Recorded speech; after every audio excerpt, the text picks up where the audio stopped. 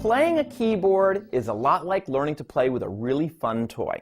Think about what a snowboarder does on the ski slopes. Somebody who snowboards really well does a lot of different cool tricks, and they have a real blast snowboarding. I mean, they have a lot more fun than somebody who's just trying to get down the mountain.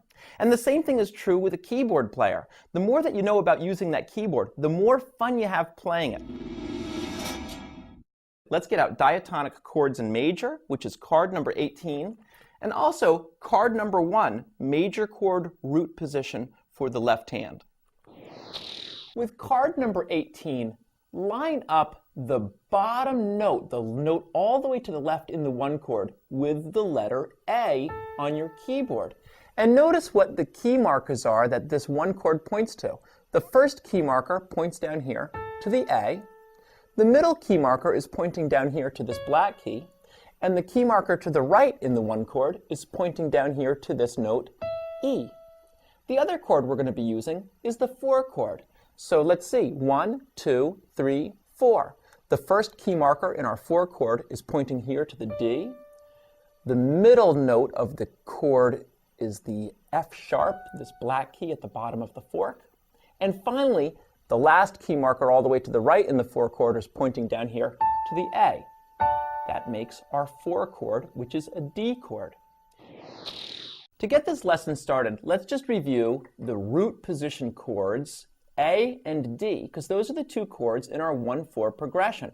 So we're going to line up this red key marker with the letter A. Remember that C is on the left side of the chopsticks, and I can just count down. The letter before C is B. The letter before B is A, and that's my root of the chord. The middle key marker you can see is pointing to this black key, and the top key marker is pointing to the letter E. Playing those 3 notes together makes the A major chord, which I'm sure you noticed by now has a black key in the middle. To play the D chord, let's slide the card to the right to line up the root with the letter D. Again, C is next to the chopsticks here, so D is 1 key to the right. With the root being D, once again, the yellow key marker is pointing to a black key, and the green key marker at the top is now pointing to the letter A. Notice both of these chords have an A in them, and that's going to be an important point for what's coming next. All right, now we're ready to take it to the next level. Get out jam card number 12, which is the 1-4 chord progression first way. Now with jam card number 12 for the left hand lined up to the note A, we're ready to begin this lesson on using the 1-4 first way. The red key markers are pointing to the A chord. The green key markers are pointing to the D chord. And you may notice it's a little different than we were doing before, where we played the A chord here and moved our pinky up to the D. By keeping that anchor note the same for the pinky in both chords, my hand doesn't have to hop anywhere to play both of those chords. Remember, we said both chords had an A in them.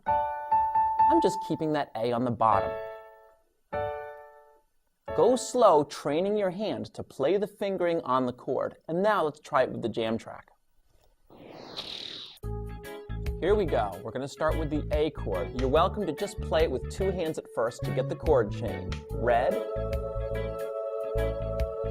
green, red. Now green key markers. Try that with just your left hand. Red key markers, green key markers. Red, green. Great work. And if you're ready for more, stick around, because the next keyboard lesson is insane!